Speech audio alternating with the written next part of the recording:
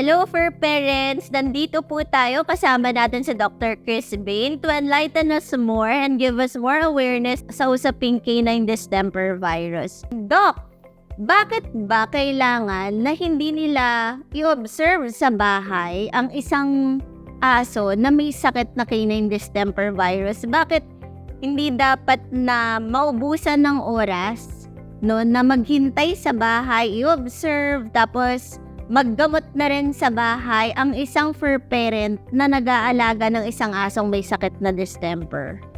So, that's quite an interesting question kasi a lot of fur parents prefer to treat at the home, do home remedies. So, one of the reasons that is particularly a no-no is because yung fast progression ng sakit.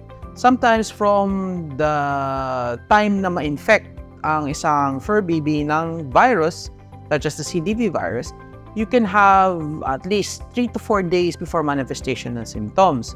So when these symptoms start to manifest, ang bilis niyan from magkakaroon ng discharge sa mata, sa ilong, kaka-respiratory issue, then mag-i-start as the virus progresses throughout the body, starts to damage the nerves, magkakaroon ka na ng twitching, then eventually aakyat yan sa brain, seizures, and those are advanced stages which are na po siya, very hard to treat na. So, early detection, early treatment is key to survival for distemper.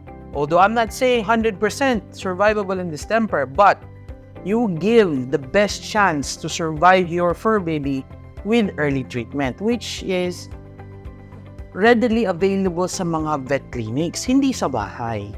For example, kung magkaroon ng respiratory issue yan, wala kang oxygen, hindi mo mabibigyan kagad ng lunas yan kung malagutan ng hininga, di ba? Or magkaroon ng seizures on hand, anong ibibigay mo? Di ba? More readily available talaga ang treatment sa vet clinics, hindi sa bahay.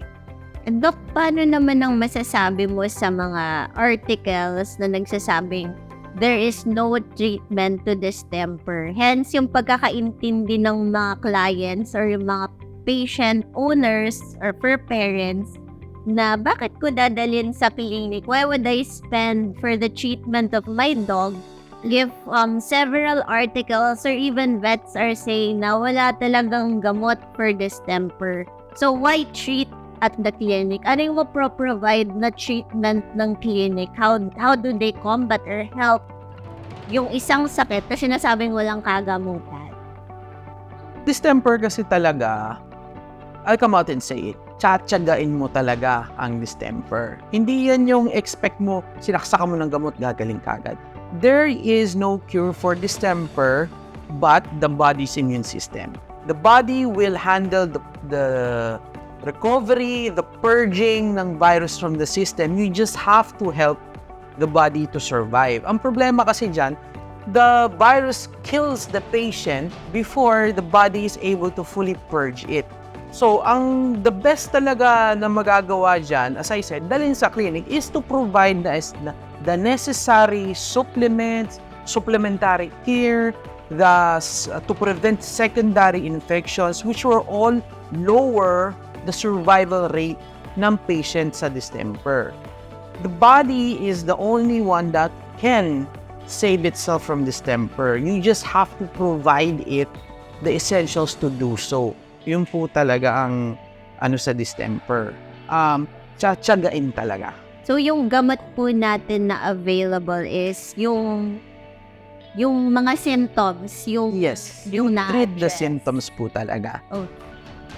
Okay, and that will help the body develop yung natural. Yes, necessary immunity, the necessary capability to fight the infection. Of course, syempre, you can't forget the medication like Canglobe, which is antibodies, which can really help a patient survive distemper.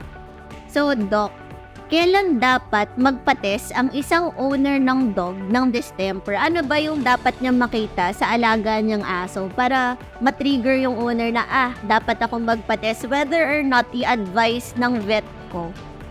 So, one of the first manifesting symptoms ng distemper na makikita natin sa mga fur babies is sa mga canine fur babies natin is discharges sa mata, sa ilong, primarily sipon, muta, makapal na muta, yung nag-green na muta, nagsisipon, nag-uubo, then magpuprogress yan to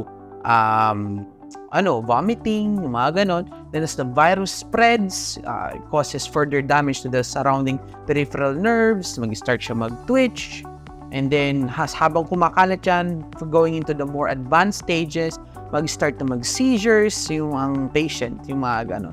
So these symptoms are alarming as they progress. Pero ang problema kasi minsan sa distemper, minsan kasi kung sipon lang, muta, babalewalain ni owner. Kasi sa may sipon lang yan, hindi nga, no. Those are the starting symptoms ng distemper. Kaya kailangan talaga i-educate si clients at si fur owners natin sa about distemper talaga. So, Doc, ibig mo sabihin kahit minsan lang siya nag-vomit, you recommend na dapat ipatest? Siyempre naman, if vomiting lang yan, i-observe muna natin yan. Kung once lang nag-vomit, sometimes hindi na i-consider ng owner na, may problem, yung ganon. But unfortunately, sometimes kasi talaga, all it takes is one vomit para maalaman mo na meron na nga talagang sakit yung aso mo. Ang problema is, kailangan mo talaga siya yung observe kasi maraming causes ang vomiting. So, yun yung point doon. Hindi mo ma-associate kagad siya with distemper kasi si vomiting sometimes pwede rin as parvo, pwede rin as giardia. So, syempre, you have to correlate the symptoms talaga na nakikita mo. May muta, may sipon, may ubo, tapos nagsuka. Mag-test ka na. So, you advise early testing. Yes po. Why is early testing important? Early detection means early treatment, means higher survivability rate. Kasi kung dadalhin mo yan sa vet, huli na, there's not really much all the medicine in the world can do. Kailangan talaga, the earlier, the better. Doc, sa mga dogs na may distemper, how long na nag-i-stay sa environment yung virus na yan? So, particularly, the virus can stay in the environment from as low as a few hours to a few weeks, depending on the area na Kung wet, humid area, it can stay longer, but if it's masyadong dry, it can only stay for at least a few hours. Doc, di ba sa may pag nagkakaparvo yung isang alaga ng isang owner, sinasabing, wag ka munang kumuha ng pet agad-agad. No, how about for distemper, Doc? Pwede bang kumuha agad si client ng pet after niyang magkaroon ng isang pet na may distemper? Tapos, kunyari nag-survive or namatay, pwede ba siyang manguha agad ng pet? Pag nag-survive ang pet, din previous tapos gusto nyo kumuha ng panibagong aso, I would recommend you give time and space muna for the pet to recover. Kasi syempre, meron tayong tinatawag na viral shedding na nagre-remain yung virus sa katawan ng aso. You can shed it through the environment, and if malay mo, maging ideal yung conditions, it can remain in that area. Pwedeng mahawa yung bagong fur baby mo. Pero pag, on the other hand, if there was, unfortunately, a death, if the conditions are right, pwede maglinger ang virus and can reinfect. So, I would suggest complete disinfection ng area, sterilization, lahat ng ginamit nung previous dog na may distemper be disposed, or kung willing ka, matrabaho nga lang, i-sterilize mo with hot wash or hot water, preferably mga 60 degrees na hot water. Iwawash mo yung bowls niya, yung beddings niya, ng mga around 60 degrees temperature.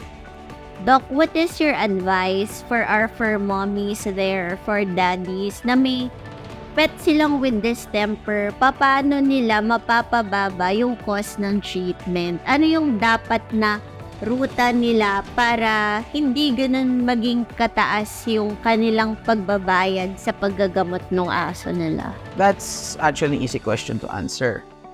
Early detection, early treatment. Kasi if you treat the dog early, you can prevent some of the symptoms from manifesting. So, less yung maging cost mo kasi less yung kakailanganin na drugs to suppress those symptoms or to outright treat those symptoms. For example, early na detect yung yung dog mo na start natin i-treat kagad, hindi na nag-develop ng respiratory symptom. Bawas yun sa cost ng medication mo na ibibigay for nebulization, bromhexin for example para dun sa coughing niya, dun sa mucus formation, hindi mo na kailangan tunawin yung nagpo-form ng mucus. Hindi mo na kailangan ng syrup or such as Bronchur to treat as an anti-infective din. Nababawasan yung cost kasi wala yung symptoms doon. Na-treat mo na agad, hindi na siya na-manifest. Doc, what are your wrong notions about this virus before you were able to handle cases na distemper? Of course, as a vet, you have your notions before you're able to experience yung mga ganyang kaso. So, ano yung mga misconceptions mo dati tungkol dyan sa sakit na yan? Can I be honest? Yeah, you can. Primary treatment for distemper here in abroad was euthanasia before. So, when I entered Breton, that's when I learned na nagagamot pala to. So, hindi outright kailangan death sentence ang distemper. You can survive the patient. Hindi mo kailangan patulugin siya agad. Kayang gamutin. Tsatsagain mo lang talaga. And one of our final questions for you, Doc. Were you able to cure distemper patients that you were able to handle? May mga nagamot ka na ba your own patients sa clinic na distemper? Yes, I have survived several patients na within the course of my 1 year and 5 months sa Breton, nakakabuhay ako ng distemper. I'm proud of it. That's great. That's great. So, what is your message for those who are not so hopeful na may ganun silang kaso na distemper? Anong advice mo sa mga fur mommies, fur daddies out there, fur parents na may mga dogs ngayon na may distemper? What is your encouragement words for them? Bigyan nyo ng chance ang fur babies nyo na mabuhay. Distemper is true a deadly disease, but kaya siyang i-survive. You just have to put time, effort, and tsatsagain nyo talaga yung sakit. Yun po talaga ang message ko. Nagagamot siya. It's a long road, but it's possible to treat distemper. So guys, if you want hope for your fur babies, Dr. Bain is one of your vets to go here at Breton Woods Veterinary Clinic.